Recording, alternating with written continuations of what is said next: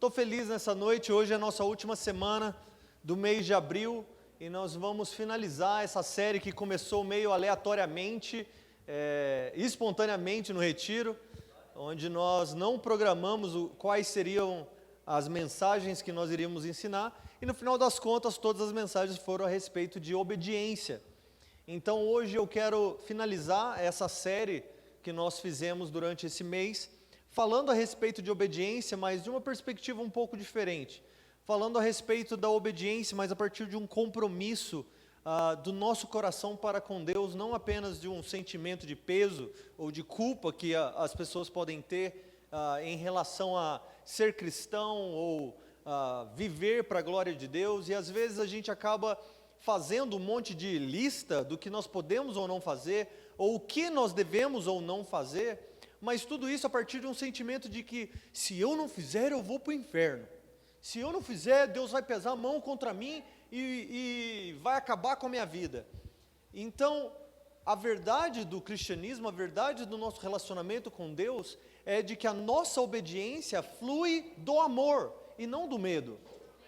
Jesus mesmo nos ensinou, e o Ramon, a mensagem do Ramon semana passada foi muito forte nessa afirmação de que aqueles que amam Jesus são aqueles que obedecem aos seus mandamentos. Então, não são aqueles que temem a Jesus, não são aqueles que têm medo do inferno, não são aqueles que estão fugindo de demônios, não são aqueles que estão tentando prosperidade na vida, são aqueles que amam a Jesus. Esses são os que vivem para agradar e fazer de bom grado e com alegria a vontade de Jesus. Então hoje eu queria dar uma perspectiva exatamente nesse sentimento do nosso relacionamento com Jesus, de amar e obedecer a Ele porque nós o amamos. Eu ensinei sobre isso quando eu fui viajar e a Nath até me encorajou a falar sobre isso, porque isso encaixa muito bem naquilo que nós estamos ensinando e aprendendo também durante essa semana, durante esse mês, na verdade. Eu quero falar a respeito de João, o apóstolo, mais conhecido por mim, não por mais ninguém, mas mais conhecido como Joãozinho. Joãozinho. João, pode ser João também. Jesus, quando você lê os evangelhos, nós vamos descobrir que Jesus tinha uma multidão que seguia ele. E essa multidão se relacionava com Jesus em níveis diferentes, em qualidades diferentes. Talvez alguém trocava ideia com Jesus a respeito do dia, passava por ele e falava bom dia, e ele, nossa, Jesus falou comigo, Jesus falou bom dia para mim, nossa, e vai para casa e você vai falar, mãe, nossa, hoje eu estava lá andando de skate lá na Galileia e de repente Jesus falou bom dia para mim. E imagina agora, você pode se orgulhar porque você trocou ideia, você conversou cara a cara com o Filho de Deus. Isso é incrível. A gente está muito longe da multidão de Jesus. A multidão ouvia os ensinamentos de Jesus, ia para casa, comia alguma coisa, contava para a família e voltava. Eu vou seguir Jesus, eu vou voltar a olhar para Ele, eu vou voltar a ouvir Ele, ver os apóstolos, a dinâmica que eles viviam era muito legal, eu quero fazer parte disso. Mas, ainda assim, é um círculo de amizades que a gente nem pode chamar de amizade, né? Não é um relacionamento de amizade. Dessa galera, dessa multidão que seguia Jesus, havia um círculo de amizade real, mais fechado. Não eram 2.000, 3.000, 5.000 pessoas. Eles eram conhecidos como os 70. 70 homens que caminhavam com Jesus, com a multidão, no meio da multidão, mas que receberam uma confiança da parte de Jesus para representar Jesus e o seu ministério na terra, o seu reino, no meio das cidades por onde eles caminhavam. Então Jesus deu a eles autoridade para expulsar demônios, para curar enfermos, para pregar o reino de Deus chegado. Então essas 70 pessoas provavelmente tiveram reuniões fechadas só com eles. Talvez eles entraram num lugar diferente, ou combinaram por WhatsApp onde que eles iam se encontrar. Vamos encontrar lá no morro, Varginha tem morro? Tudo é morro, no Alto da Semig, legal. Que toda cidade sempre tem um morro com um nome, né? Varginha não tem nenhum morro. Hã? Morro do Marte? Morro do Marte? Hã? Não, aqui em Varginha a gente chama os morros de rua. Ruas normais, são como nós chamamos os morros. E aí, eles se encontravam nesses morros, nesses montes, e eles trocavam ideias. Jesus falava para eles assim, talvez, olha, quando vocês forem pregar, e vocês virem um enfermo, para o que você está falando, compadece deles, cuida das viúvas, e seja gentil com aqueles que forem contra você, perdoa. E eles ouviam, faziam perguntas para Jesus, igual o Ramon ensinando na escola do Cordeiro aqui, e esses 70 podiam levantar a mão, Jesus, mas e se eles jogarem uma pedra na minha cara, o que eu faço? E aí Jesus respondia a eles, poxa, isso já é um círculo de amizades que eu me orgulharia em colocar no meu Instagram. Imagina, você poderia colocar lá no seu bio, Web Venga, parte dos 70, né? Você já se orgulharia, pô, de 70 você é um deles. Eu curtiria uma amizade com Jesus assim. Mas você fala todo dia com Jesus? Não, que você é louco, Jesus é ocupado. Eu falei com ele 3 vezes, mas já é bastante. Poxa, ninguém falou com Jesus desse jeito. Mas desses 70, dessa galera que caminhava com Jesus e representava o reino de Deus, havia um outro círculo de amizade um pouco mais fechado, pouco não, muito mais fechado, que se relacionava com Jesus diariamente, frequentemente, ouvia a sua voz e Jesus conhecia e chamava eles pelo nome. Esses são os conhecidos 12, os 12 apóstolos de Jesus Cristo. Jesus chamou eles pelo nome, Jesus declarou o futuro deles, declarou qual era o chamado dele, o que cada um deles iria fazer.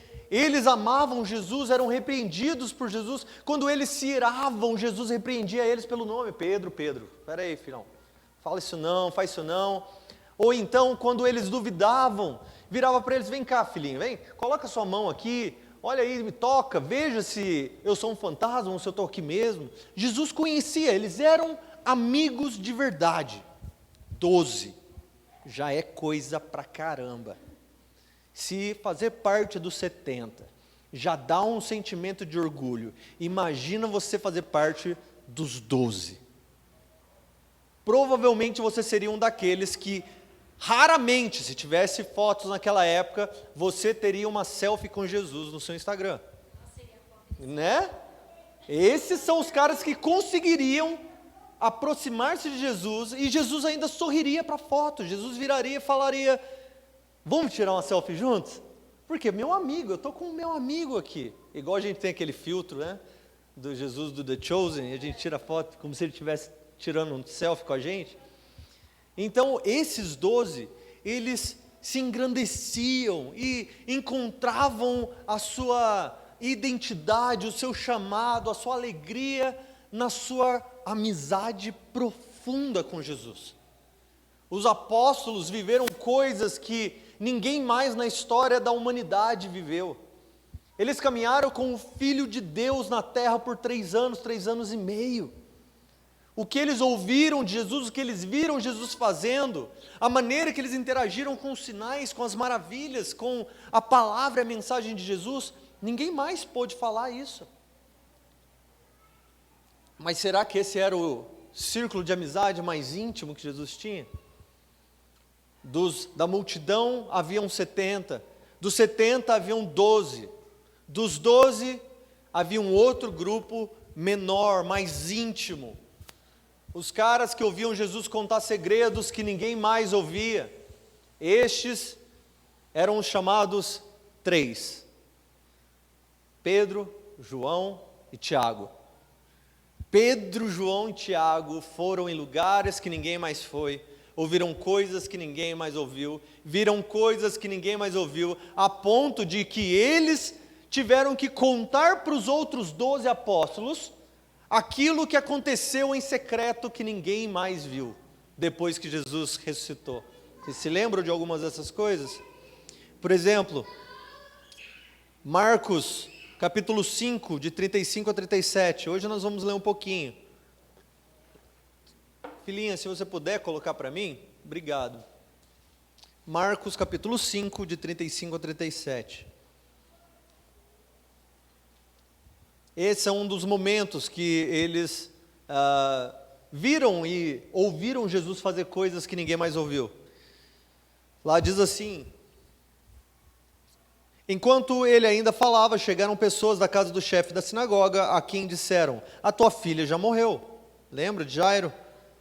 Por que ainda incomodas o mestre? Percebendo isso, Jesus disse ao chefe da sinagoga: fica de boa, não teme, só crê.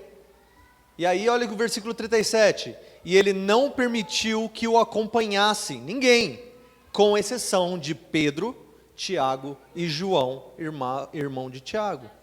Mais ninguém, nenhum dos outros apóstolos entraram na casa de Jairo para ver Jesus ressuscitando o morto.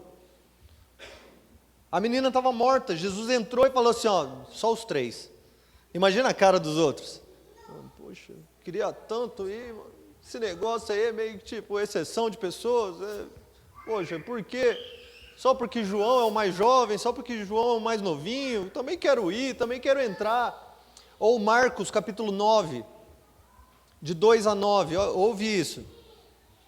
6 dias depois, Jesus tomou Pedro, Tiago e João e os levou em particular a um alto monte, e ali ele foi transfigurado diante deles, quer dizer, ele mostrou a sua glória como Deus.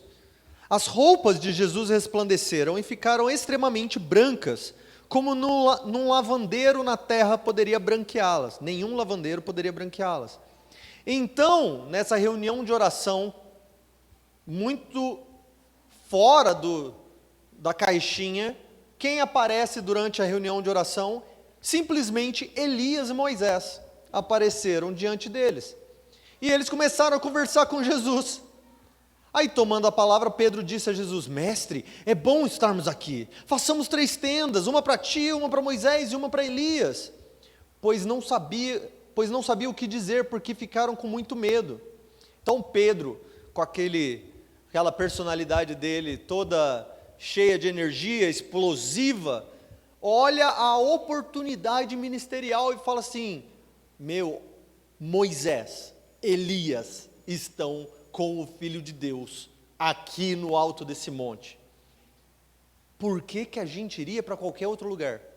Para que a gente iria querer viajar para qualquer outro lugar?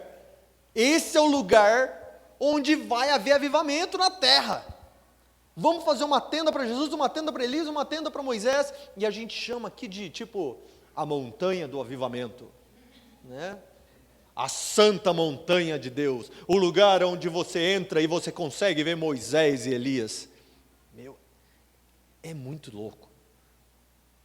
No meio da fala de Pedro, enquanto Pedro ainda estava sendo sem noção aqui, diz o seguinte: nisso veio uma nuvem que os cobriu, e dela saiu uma voz que dizia: este é o meu filho amado, cala a boca, Pedro. É isso que apareceu aí também? Não apareceu aí não? Marcos capítulo 9, versículo 7. É porque a minha versão é mais realista, né? Porque ele vira e fala assim: a voz que veio do alto e disse: silêncio, ouça-o. Tipo, dá ouvido para o que Jesus está dizendo, porque vocês não entenderam ainda que Elias e Moisés não são nada perto de Jesus. E vocês estão dando ideia para aquele que criou os céus e a terra. Cala a boca, deixa ele fazer o trabalho. Ele sabe o que está fazendo. Você não sabe nada. E eu amo isso porque Jesus poderia ter dito isso para Pedro, né? Jesus poderia falar: Pedro, caladinho, cala-te. Né? Mas ao invés disso, o Pai, Deus Pai lá do céu, resolve interferir. Ele fala: não, deixa eu mostrar aqui, deixa eu apontar para o meu filho mais uma vez. Pedro, escute-o. Cala a boca. Fique em silêncio. O que é sua opinião perto do que Jesus está falando e fazendo?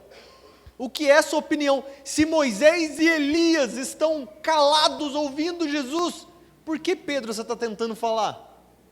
A gente é muito assim, né? Muito cheio de querer ensinar Deus a fazer o que a gente não faz ideia que Deus faz. A gente quer ensinar para Ele fazer o que Ele... como fazer o trabalho dele. E aí diz o seguinte: e de repente, olhando ao redor, não viram mais ninguém, a não ser Jesus. Quer dizer, Pedro quebrou o clima. Quebrou a parada, estragou. Estava legal, Pedro falou, Deus rompeu, os caras foram embora. Não quero ficar com Pedro mais, vamos embora. E aí, enquanto descia um monte, num momento desse, o que você faria? Pensa nisso. O que você faria se você tivesse numa reunião de oração, só você, Jesus e mais dois, e de repente aparecessem Elias e Moisés? O que você faria com essa visão? O que você faria depois? Você postaria no seu Instagram? Você ligaria para os seus pais e contaria? Você escreveria um livro a respeito? Você faria um curso, como encontrar Elias e Moisés, né? Hoje em dia é assim. Hoje em dia você tem uma experiência uma vez, você já quer vender curso, né? Não é assim? É. Aí vai estar lá na biografia, o homem que viu Moisés e Elias e sobreviveu. É desse jeito. A gente é cheio de querer mostrar que nós somos bonzão. Mas imagina, eles estavam descendo com Jesus o morro, já pensando, calculando. Na hora que Natanael ouve isso. Na hora que Tiagão ouve isso. Os caras vão acreditar que a gente estava com Moisés, caramba! Aí Jesus vira para eles e diz o seguinte, versículo 9. Enquanto desciam do monte, Jesus ordenou-lhes que a ninguém contassem o que tinham visto, até que o Filho do Homem ressuscitasse dentre os mortos. Mano, que sacanagem. Imagina, você está com uma parada assim, ninguém na história da humanidade experimentou isso. Nem mesmo Elias e nem mesmo Moisés. Você estava lá, no dia que a lei e os profetas se uniram com a graça do Pai, na face de Jesus Cristo.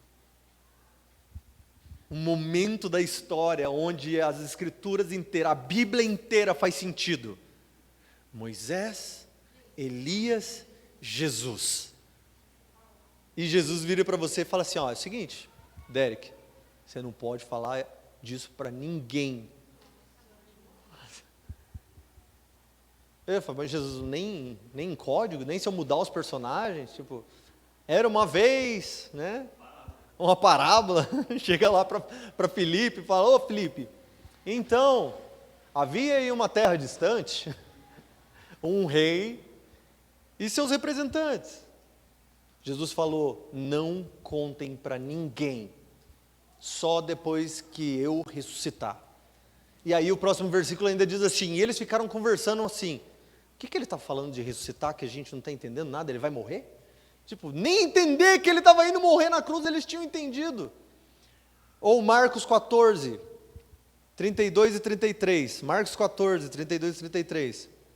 Quando Jesus foi ao Getsemane, diz assim, então eles foram para um lugar chamado Getsemane. E Jesus disse aos seus discípulos, sentai-vos aqui enquanto vou orar. Todos os discípulos, os 12 apóstolos estavam com ele no jardim, e ele disse o seguinte, pessoal, senta aí, eu vou ali orar. Todo mundo sentou, aí ele vira para Pedro, Tiago e João, fala assim, não, vocês não, vem cá. Pedro, João, Tiaguinho, vem cá, vem comigo. Fiquem aí, tá pessoal? A gente vai ali orar. Os outros discípulos de novo. Por que eu não faço parte desse círculo? O que eles fizeram para merecer isso? Como que eles podem ser amigos de Deus dessa forma? Eu quero o que eles têm. Eu quero ser o que eles são. E aí Jesus leva os 3 discípulos para dentro E ali ele começa a orar e a angustiar-se, porque ele sabia que ele estava para morrer. No final das contas, da multidão nós tiramos os 70, dos 70 tiramos 12, dos 12 nós tiramos 3, um círculo de amizade que ninguém poderia quebrar, ninguém poderia destruir, porque eles eram íntimos. Mas aí, não acaba aí a história. Jesus tinha um outro círculo de amizade. Pode ainda ficar menor esse círculo de amizade? Você já desejou fazer parte de um círculo de amizade e não conseguiu? Já tentou no seu trabalho, na escola? Você vê os caras são mal maneiros, os caras são incríveis, todo mundo ama o que eles fazem, você fica se esforçando para fazer parte. Eu já, muitas vezes na minha vida, no ministério ou em lugares por onde eu andei, quando a gente morava nos Estados Unidos, coisa mais difícil é você, como brasileiro, fazer parte de um círculo de amizade só de americano. Os caras te olham e te minimizam. E os caras fazem piada interna. E tem americano aqui não, né? Ah, é. Americano tem umas piadas tão sem graça. Tem umas piadas tão sem graça. E aí porque você quer fazer parte do círculo de amizade, você começa a dar risada, mas por dentro você está pensando assim, cara, se esses caras estivessem no Brasil, eles iam aprender o que realmente é uma piada. Sabe de nada, inocente. Sabe, tipo aqueles trocadilhos que brasileiro faz? Meu, quantas vezes eu já tentei, tipo, aí você vai tentar fazer, os caras ficam tipo assim, isso foi horrível que você tentou falar agora, não combinou. E aí você imagina os 12 querendo fazer parte dos 3. Mas aí você pega o celular de Jesus, o WhatsApp de Jesus, e Jesus tem um grupo especial. Sabe, eu tenho um grupo só comigo, que chama Envios, que é ali que eu envio coisas, arquivos, e mando mensagem para eu lembrar. Todo mundo tem isso? Sim. Todo mundo tem um grupo. Se Jesus tivesse um WhatsApp naquela época, e você abrisse o WhatsApp dele, você ia ver que Jesus tem um grupo especial, chamado Joãozinho, aquele a quem eu amo. Um grupo, uma conversa, só ele e João. Ali onde homem nenhum conseguiu entrar. Nenhum outro ser humano conseguiu ser o que esse Joãozinho, ou João, pequeno João, conseguiu entrar. O cara foi tão amado por Jesus, amou tanto Jesus, que ele podia declarar abertamente: eu sou o discípulo a quem Jesus amava. Agora, a gente tem que atribuir o crédito para João aqui, porque quem escreveu o livro de João, onde declara isso, foi João. Se eu escrevo o meu próprio livro, contando a minha história, eu ia dizer o que eu quisesse também, né? Web é o homem que andou com Deus, né? Alguma coisa assim. Por quê? É a minha história, eu que estou contando. Você quer chamar outra coisa? Escreve o seu próprio livro, o seu próprio evangelho. Mas, assim, a nossa igreja, nós acreditamos na inerrância dessas escrituras. Nós acreditamos na inspiração das escrituras. Isso significa que quando João escreveu, João, o discípulo a quem Jesus amava, ele escreveu porque era exatamente aquilo que o Espírito Santo queria que ele dissesse a respeito de si. Quer dizer, Deus Pai, Deus Filho e Deus Espírito Santo concordavam que ele realmente era o melhor amigo de Jesus. Isso causa um ciúminho, não causa? Porque ele era um adolescente quando Jesus encontrou ele. João tinha nem 20 anos quando Jesus chamou ele para ser discípulo. Hoje a gente desmerece no ministério um pregador ou alguém que tem uma idade jovem, e você acaba pensando, esse cara nem conhece nada da palavra, não conhece nada de Jesus, esse cara é imaturo, o que ele vai me aconselhar? Mas imagina que João era o homem, o ser humano, que conseguiu se aproximar de Deus como ninguém mais se aproximou. Ouviu segredos de Jesus que ninguém mais ouviu. Ele estava lá com Jesus nos momentos mais engraçados que Jesus viveu no ministério. Ele estava lá na casa de Jesus e Maria, trazendo um biscoitinho com queijo para eles comerem. Ele conversava com Maria como sendo sua própria mãe. Imagina isso. O próprio João testificou lá em 1 João 4,19, ele diz assim: nós o amamos, porque primeiro ele nos amou.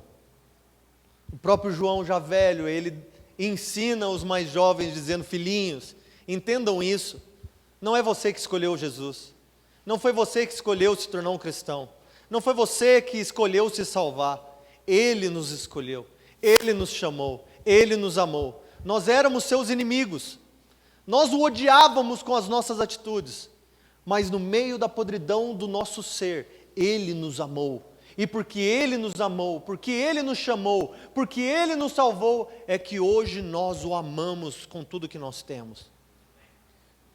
João passou 3 anos e meio caminhando com Jesus, chamando Ele de Jesus, mas sabendo exatamente que aquele com quem ele se relacionava era o mesmo que sustentava as estrelas, era o mesmo que pôs limite ao mar, era o mesmo Deus, Criador dos céus e da terra.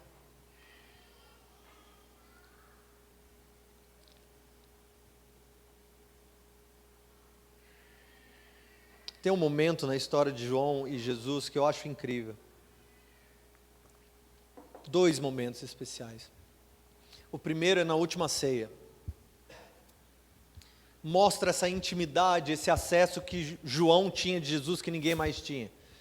Jesus se sentou na mesa, todos os seus discípulos ao redor, e João era o único que tinha um lugar especial na mesa. Imagina, você chega, está lá, um único lugar, 2 lugares reservados, Jesus e João. O resto vocês sentam onde vocês quiserem. Pode sentar aí. Senta aí, Jordão. Senta aí, galera. Mas Jesus estava lá. E do lado de Jesus era o lugarzinho do Joãozinho.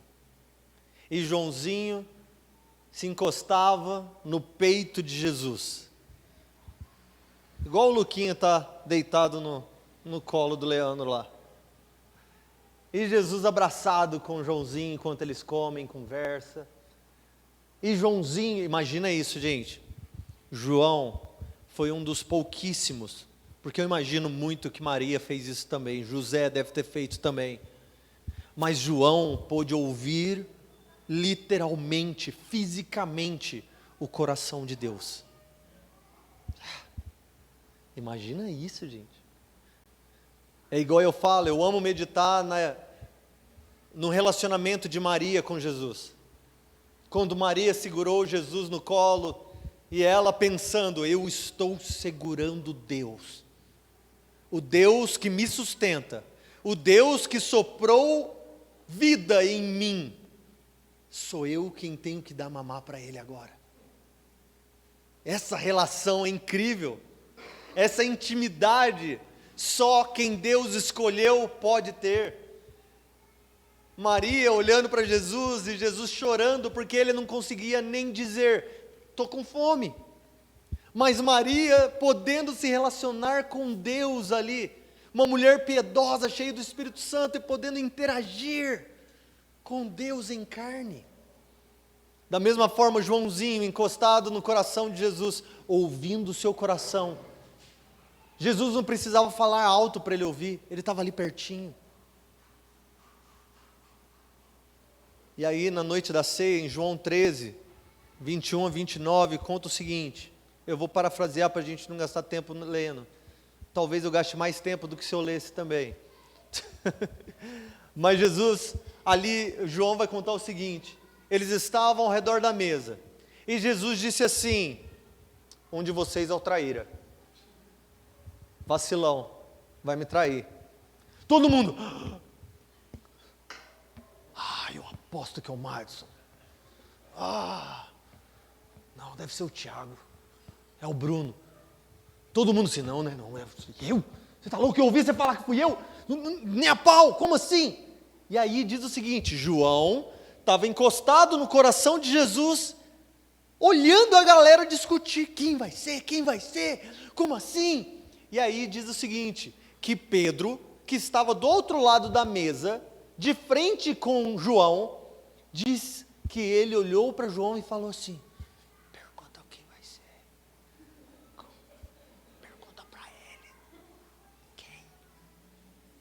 Cara, é exatamente, eu não estou inventando, Pedro virou para João e falou assim, pergunta para ele quem vai ser, e João vem para o ouvido de Jesus e pergunta, mestre, vai ser quem, mestre? Quem vai ser? E Jesus não diz em voz alta quem vai ser. Ele diz somente para o seu melhor amigo. Ele diz somente para o seu círculo íntimo de amizade. Ele fala assim, aquele a quem eu molhar o pão e der para ele, é aquele que vai me trair. Pegou o pão, molhou e entregou para Judas. Agora você imagina a cabeça de João aqui agora, vendo Jesus fazer isso, acompanhando. Tipo.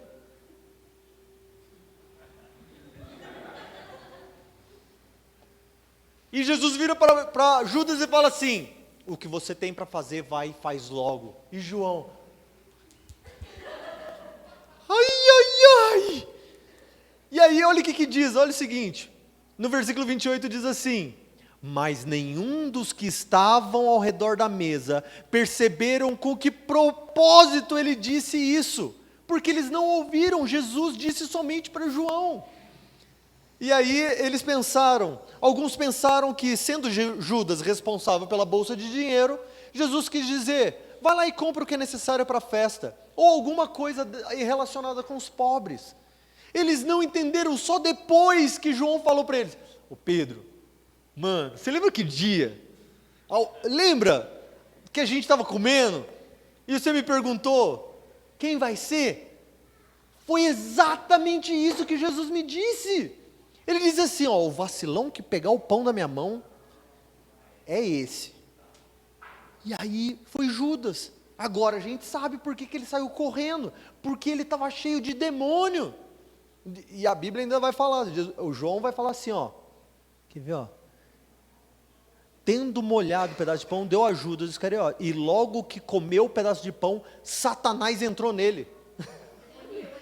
João, o apóstolo do amor, falou isso de Judas.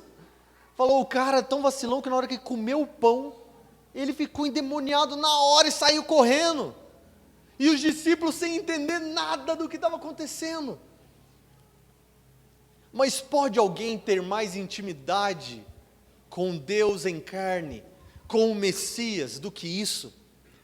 Jesus, enquanto ele estava sendo crucificado, a maioria dos discípulos tinha ido embora, porque ninguém teve coragem de ficar perto, porque eles temiam morrer junto com Jesus, tinham medo. João ficou perto o tempo todo, porque João havia entregado o seu coração para Jesus há muito tempo. Não interessava se ele iria morrer ou se ele iria viver.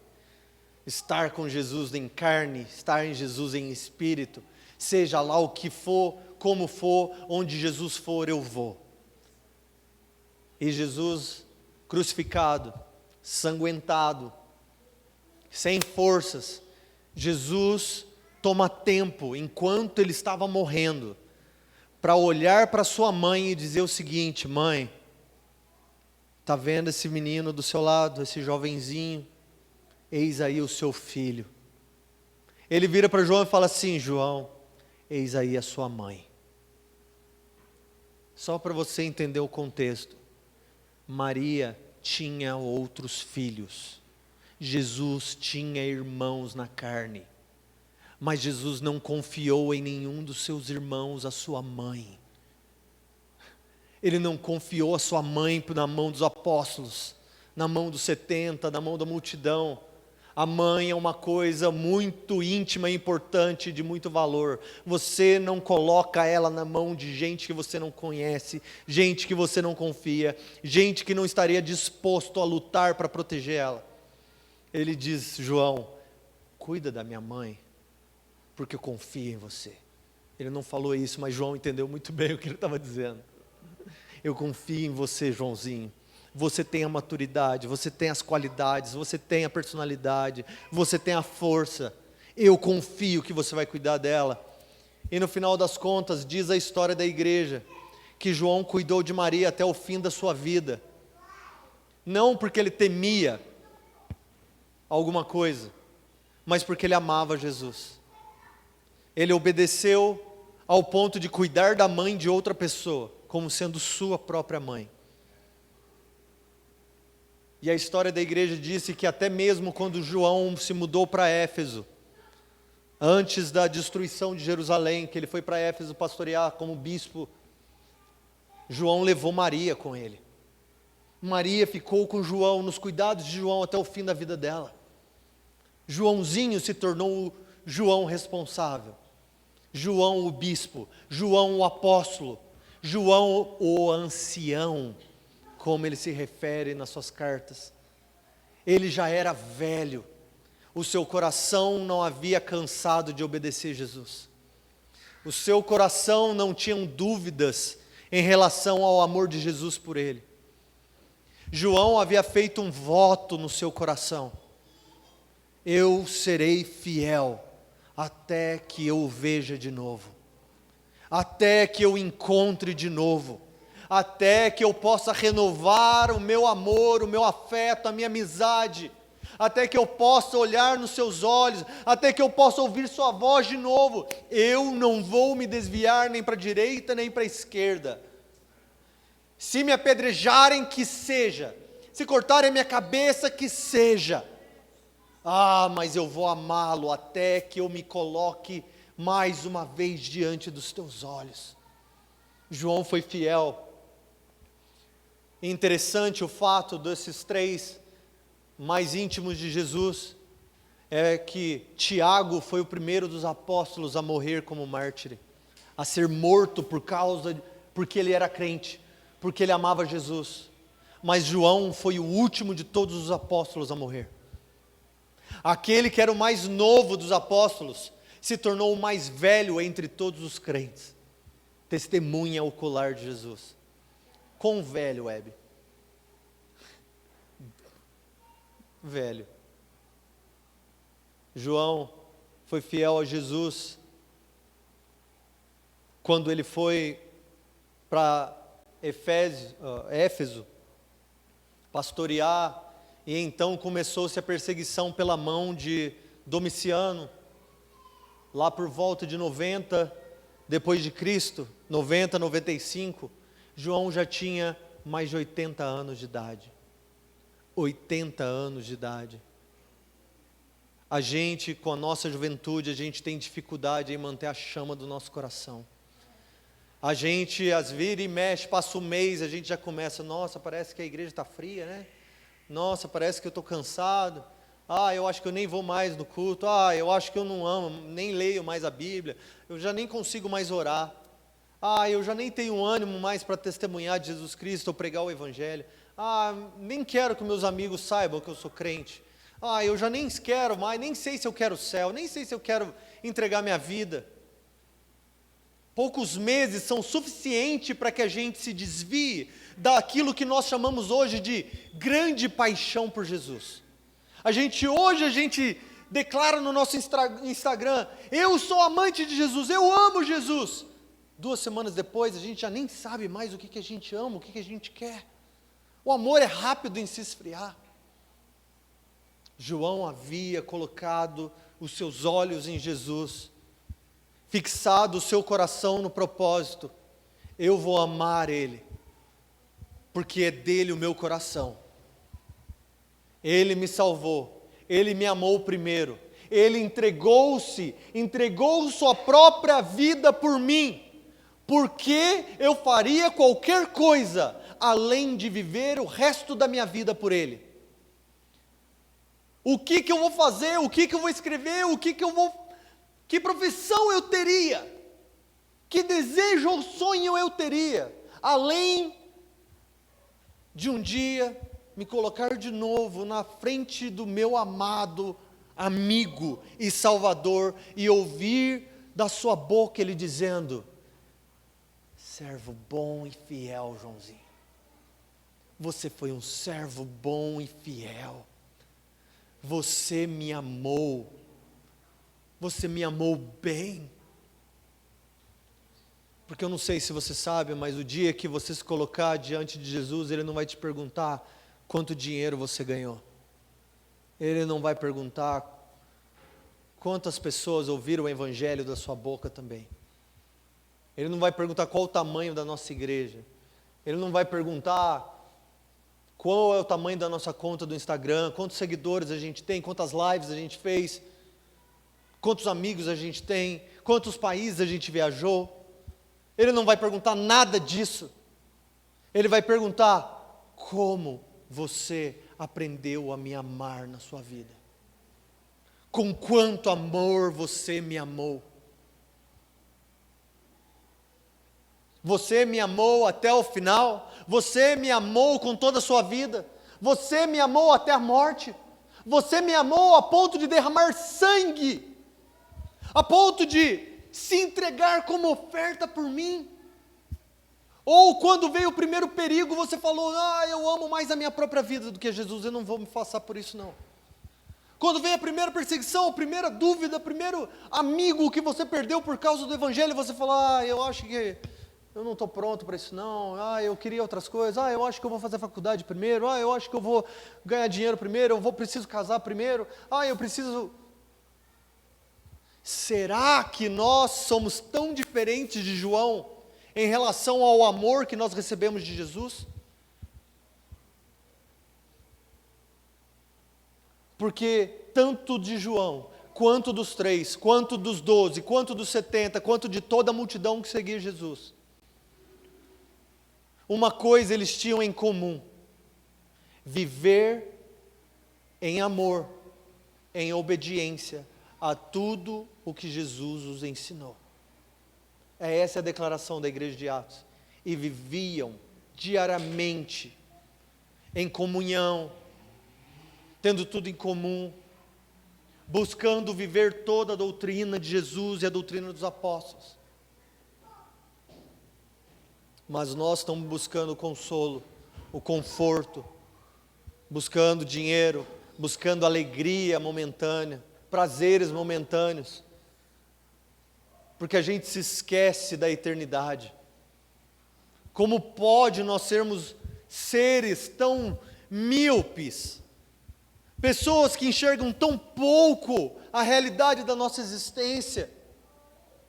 Nós estamos tão focados nessa vidinha que nós vivemos, que nós esquecemos que existe uma eternidade que reflete a realidade daquilo que nós estamos vivendo nesses 60 anos, 80 anos. Nós queremos o agora. Jesus vai entender se eu não amar Ele hoje. Jesus vai entender se eu só pecar mais uma vez, ou se eu só fugir mais uma vez, se eu só abandonar Ele mais uma vez. Ele vai entender. Existe uma história a respeito de João, na história da igreja, que fala muito a respeito da sua decisão de amar Jesus a qualquer custo.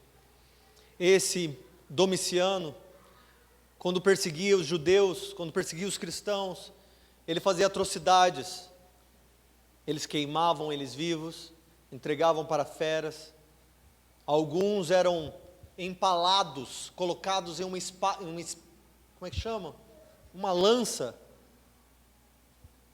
jogado combustível, e eles eram queimados vivos, para o simples propósito de iluminar a noite da cidade.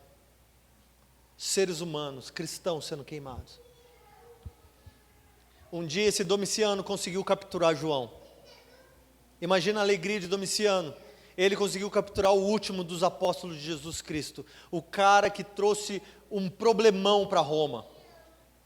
Trouxeram João para a cidade, pegaram um grande tonel, um grande barril de óleo fervendo. E a história da igreja diz o seguinte: eles pegaram, amarraram João, e lentamente eles desceram João dentro do óleo fervendo. Mas a história diz que enquanto ele descia, ele continuou ousadamente proclamando o Evangelho. Enquanto ele estava sendo descido, imergido, solto, sei lá qual é a palavra que define essa ação, dentro de um barril de óleo quente. E ele não pestanejou, ele não teve dúvidas, ele ousadamente permaneceu fiel ao seu amado. Façam o que quiser com o meu corpo, porque da minha alma, quem é dono é Jesus. Quem conhece, quem pode matar o meu espírito, tem Ele por inteiro. Faça o que quiser. E aí, os historiadores da igreja vão dizer o seguinte: para surpresa de todos, João saiu de lá totalmente ileso. Não sei se vocês entenderam o que eu disse. João mergulhou em óleo quente, mas nada aconteceu com ele. Eles não conseguiram matar João. Quem aqui já se queimou com óleo quente? Dói, André? Dói pra caramba. Fritura. Quando você vai fritar um ovo, espirra, né? Dói pra caramba. Vamos dizer, porque eu sei que existem céticos no nosso meio. Web, você está me dizendo que João não se queimou, não teve nenhuma queimadura, é isso que você está dizendo? Essas coisas não existem, Web. Então vamos para o diálogo, dizer que João sim se queimou. Que João sim teve queimaduras de 3º grau. Agora eu quero que você tenha na sua cabeça a seguinte imagem: um velhinho de 80 anos, todo queimado de óleo. Isso fica mais confortável para você? O que é melhor para Domiciano?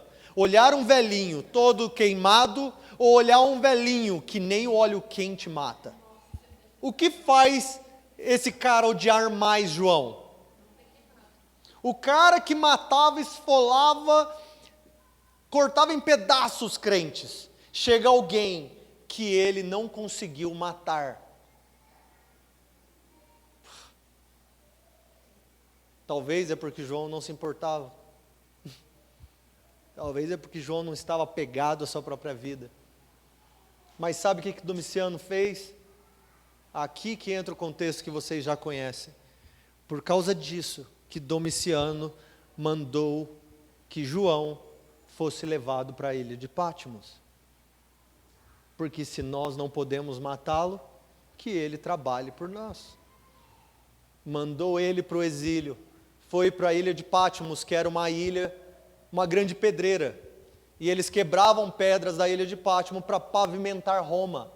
Então os escravos, os presidiários, os criminosos eram mandados para lá, para passar o resto da sua vida lá, quebrando pedra. Mas nós não estamos falando mais do jovenzinho João. Nós estamos falando do senhor ancião João. O cara que passou mais de 60 anos amando Jesus fielmente, agora vai passar o resto da sua vida até morrer, quebrando pedra, por amor de Jesus e do seu testemunho. Este é o contexto, abre comigo em Apocalipse. Nós vamos finalizar nesses textos.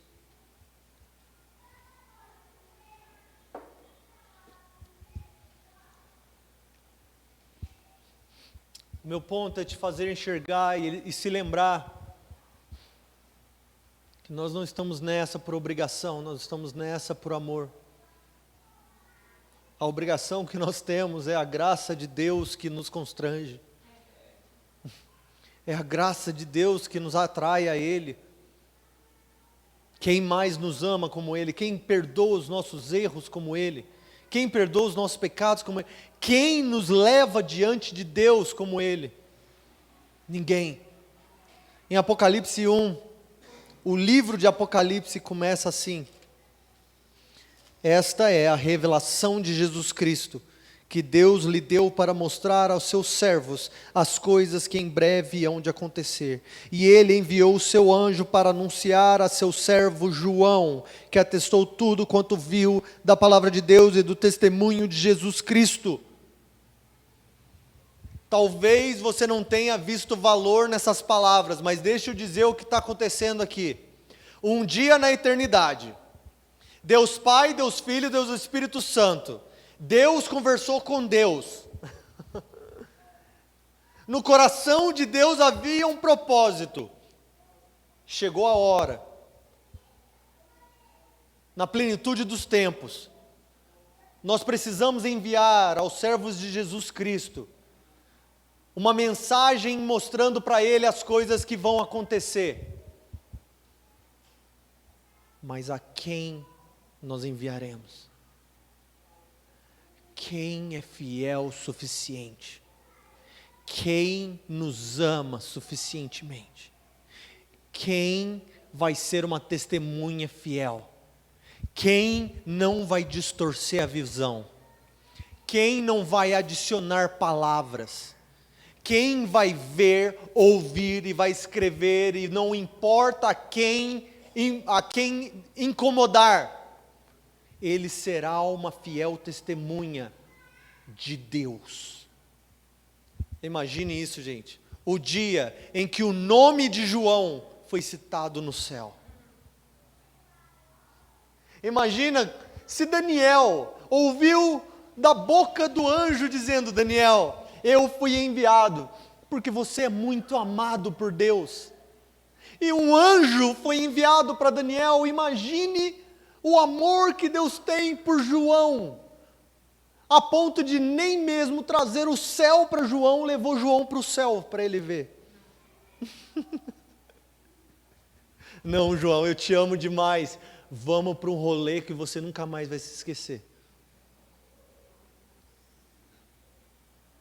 A revelação de Jesus Cristo, que nós estudamos e declaramos até hoje, foi dada a um velhinho, que não ousou se esquecer do amor de Jesus, que não ousou amar qualquer outra coisa a mais do que Jesus, que não ousou ter outros desejos além de ser agradável e prazeroso aos olhos de Jesus. Imagine, 60 anos se passaram, igreja, 60 anos se passaram desde a última vez que João viu Jesus. Vocês se lembram? Passou 40 dias com Jesus ressurreto, Jesus subiu. E João aguardando o dia de Jesus voltar, para reencontrar o seu amigo, encontrar o seu Salvador, encontrar o seu Senhor. 60 anos olhando para o céu e esperando: será hoje? Será que é hoje que Jesus vai voltar? Maranata, meu amado.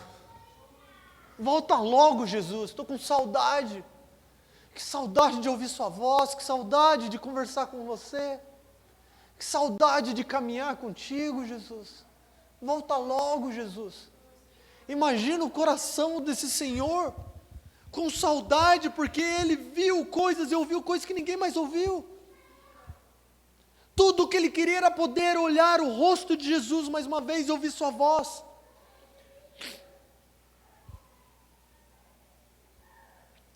Versículo 9 do capítulo 1. Apocalipse 1, versículo 9. João diz assim: eu, João, vosso irmão e companheiro na tribulação, companheiro no reino e companheiro na perseverança em Jesus. Companheiro na perseverança quer dizer, assim como eu não desisti, eu sou companheiro de vocês que não desistem. Assim como eu não abandonei Jesus, eu sou companheiro de vocês que não abandonaram também.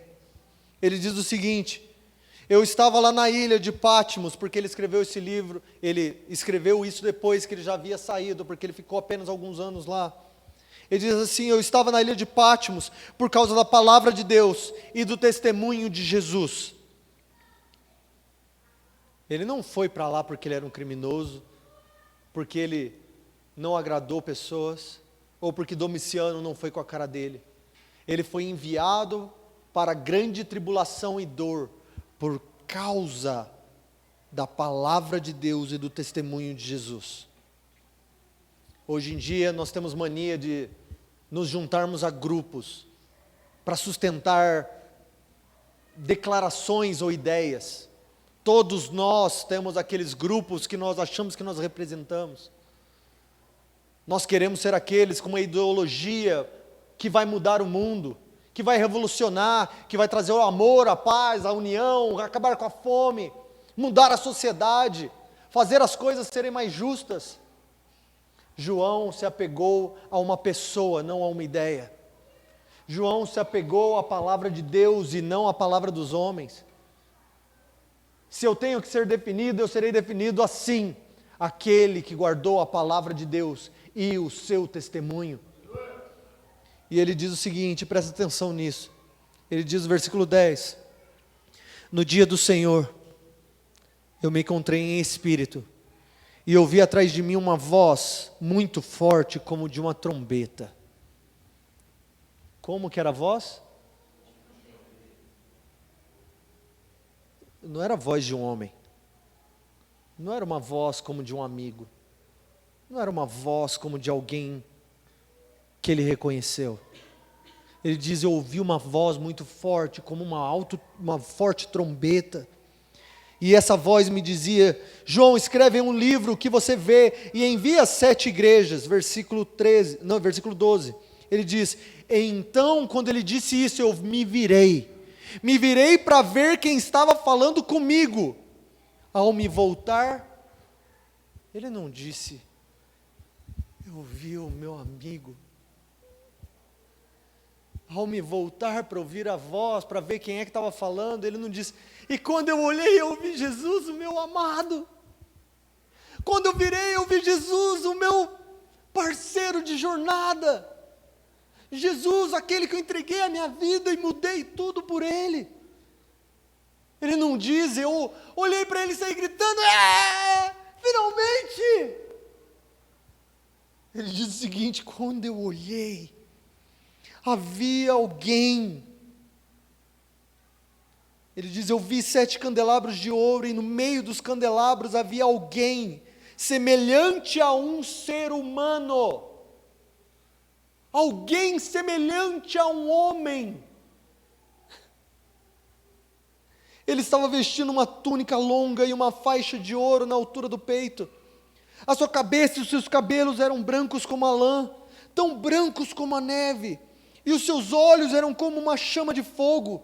Os seus pés eram parecidos como metal brilhante, refinado em uma fornalha. A sua voz era como a voz de muitas águas. Na mão direita ele segurava 7 estrelas, e da sua boca saía uma espada afiada de 2 gumes.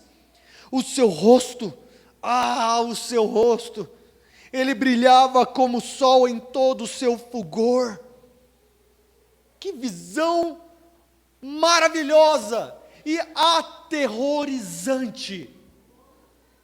Aterrorizante. João sentiu tanto terror daquilo que ele viu, que ele diz o seguinte: quando eu o vi, eu caí aos seus pés como se eu estivesse morto. A glória, a beleza, o resplandecer desse ser que estava diante de mim era muito maior do que quando você está no dia de sol e você olha para o sol. Quem pode permanecer diante de um ser como esse? Quem pode querer falar diante de um ser como esse? Eu olhava para ele, eu imaginava: só pode ser Deus. Mas quando eu olhava para ele, eu via a forma de um homem.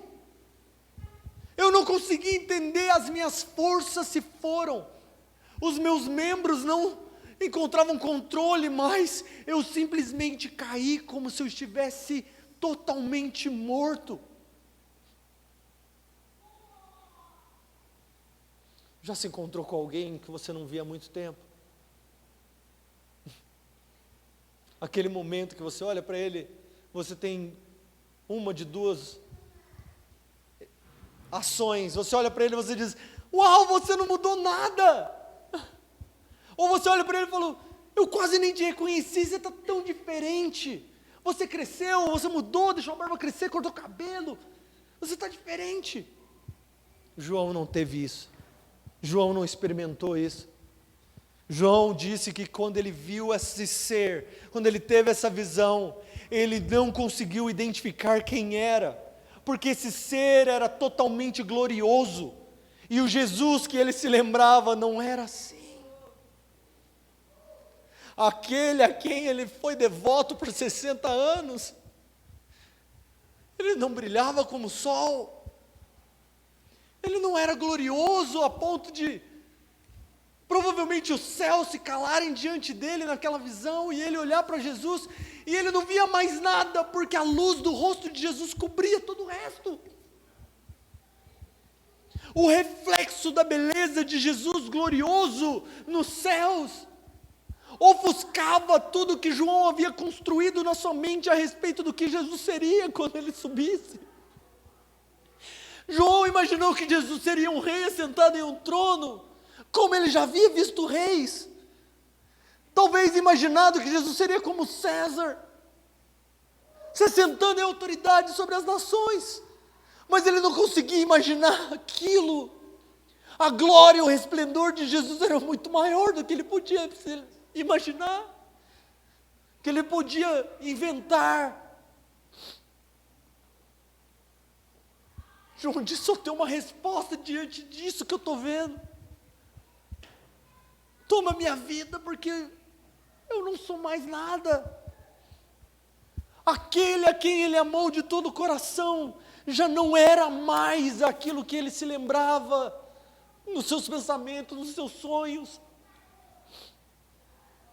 Porque Jesus havia recebido do Pai um nome acima de todo nome. Ele havia recebido autoridade sobre todo ser. Ele havia sido convidado pelo Pai, como em Salmo 110, assenta-te à minha direita, até que eu coloque todos os teus inimigos como estrado dos teus pés.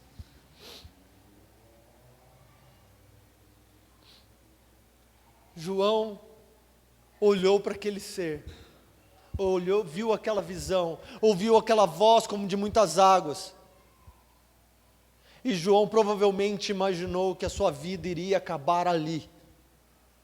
Seja lá o que está acontecendo agora, eu estou vendo Deus e eu provavelmente vou morrer, porque ninguém viu Deus e viveu. E ele disse que ele caiu como morto. Mas então, ele colocou a sua mão direita em mim, e este ser disse: não tenha medo, João. Não tenha medo, meu amigo. Não tenha medo, Joãozinho. É como se ele estivesse dizendo: eu não vim te machucar. Eu não vim te fazer mal, João. João, você não me reconheceu, João, mas sou eu. O primeiro, o último. Sou eu, João. Eu sou o que vive. Lembra, eu fui morto, mas agora estou aqui, vivo para todo sempre. João, eu tenho as chaves da morte e do inferno, João. E João encontrou forças de novo, porque é nesse momento que ele reconheceu: aquele para quem eu entreguei a minha vida inteira é realmente quem ele disse que ele é. Realmente fez o que ele disse que ele faria. Ele nos disse que ele subiria para o Pai, que o Pai o daria a glória como ele tinha antes da fundação do céu e da terra. Olhe quem ele é agora. Olhem para ele.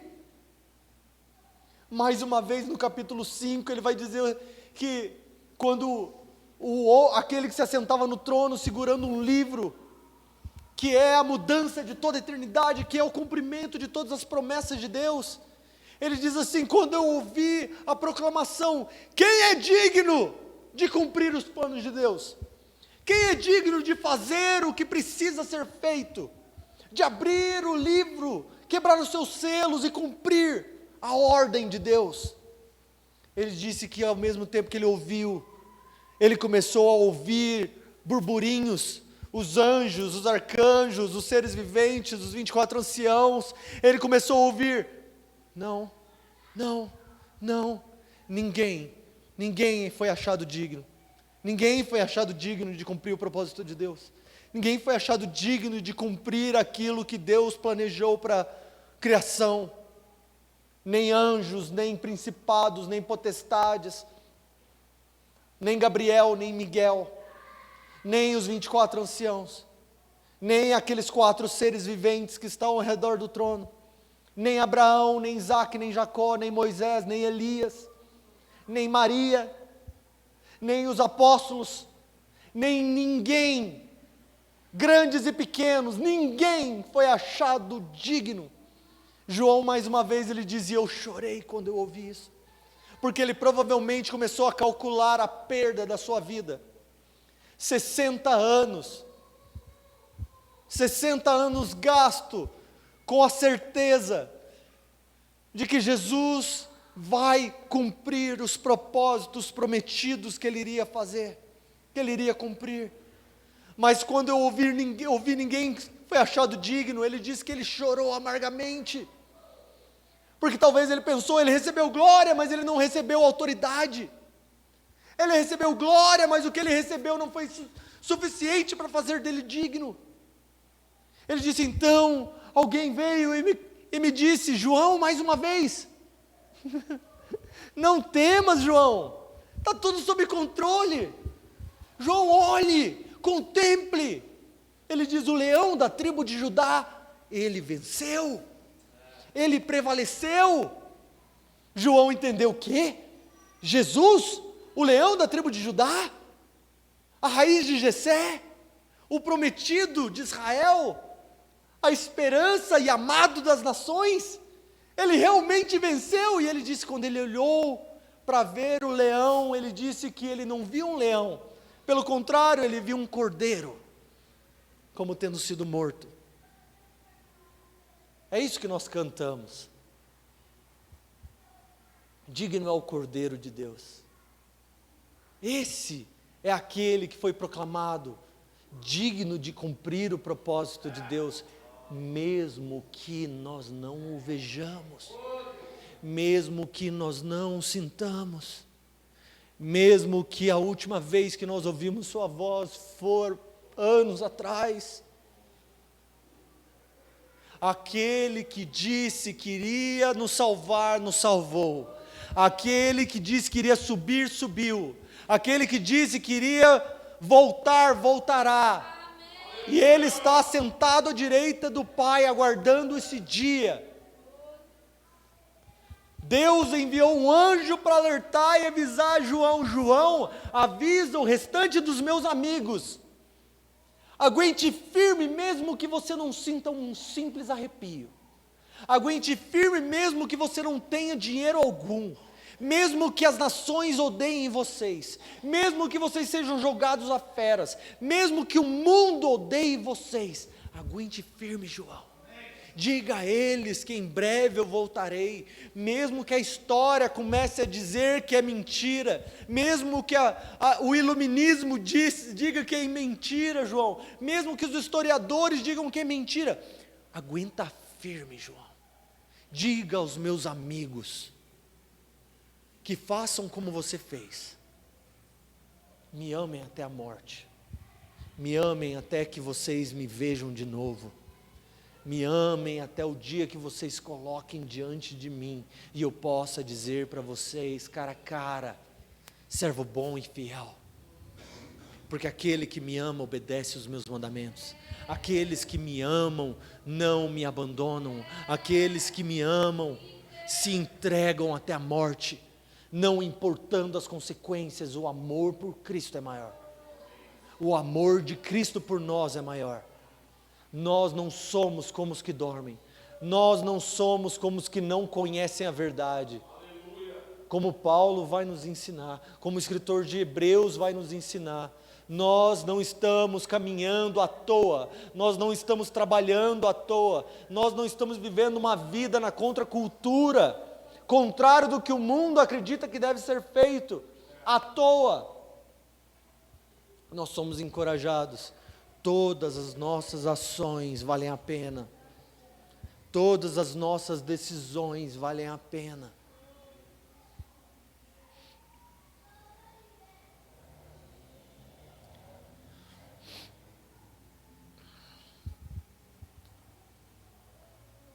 Pode ser que hoje você esteja como João em alguns dos seus dias mais escuros, mais sombrios da alma. Talvez você esteja lutando contra pensamentos suicidas, contra depressão, contra ansiedade, lutando contra sentimento de abandono, lutando contra sentimentos e pensamentos que você não se encaixa na igreja, não se encaixa no corpo de Cristo. Sentimentos até mesmo de abandono por Deus, já que você não vê, já que você não sente mais Ele, já que você não tem sonhos, já que você não tem visões, já que você não experimenta no culto a presença de Deus ou qualquer outra coisa. Que o Espírito Santo hoje venha nos fortalecer, nos encorajar com isso.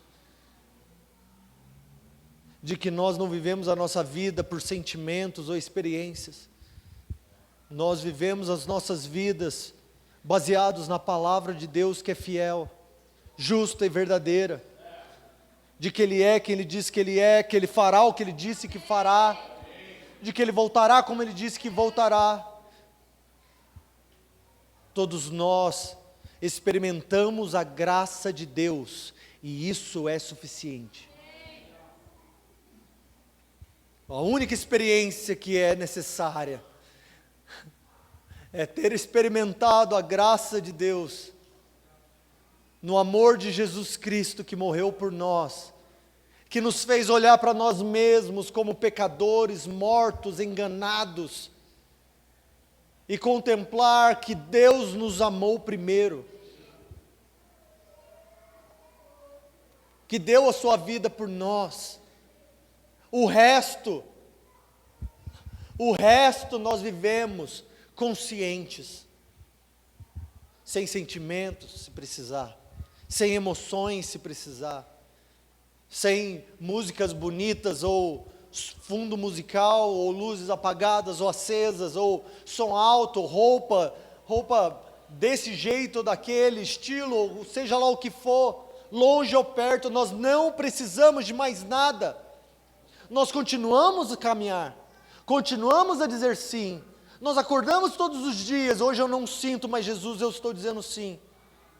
Jesus, eu caí de novo, me perdoa, eu quero dizer sim de novo.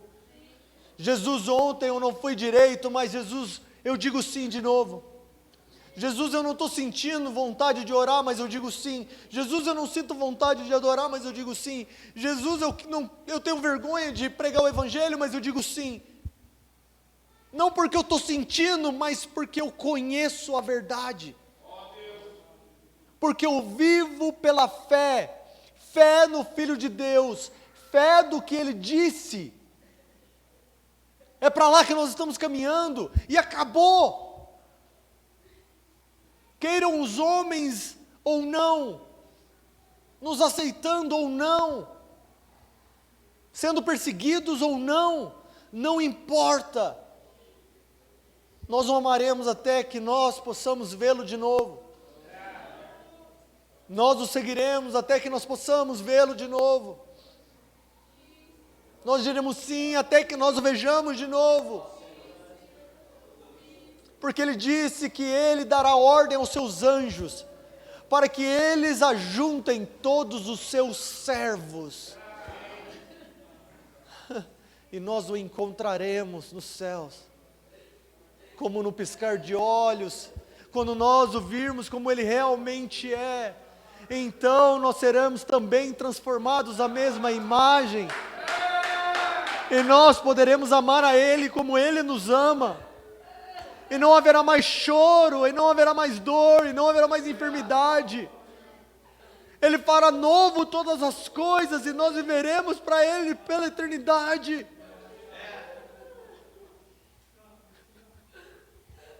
Até esse dia, Jesus, nos dê graça para obedecermos, para te amarmos. Nos dê graça, Jesus, para vivermos fiéis. Nos dê graça, Jesus, para dizermos sim. Ainda que os homens nos odeiem. Hoje nós nos posicionamos, Jesus, fazendo essa declaração diante de Ti. Nós Te entregamos tudo. Já não vivemos nós não pertencemos mais a nós mesmos, pertencemos a Ti, Jesus. Te entregamos os nossos sonhos, Te entregamos os nossos planos, Te entregamos aquilo que nós achamos que deveria ser o nosso futuro. Por amor de Ti, porque Tu tens o nosso coração.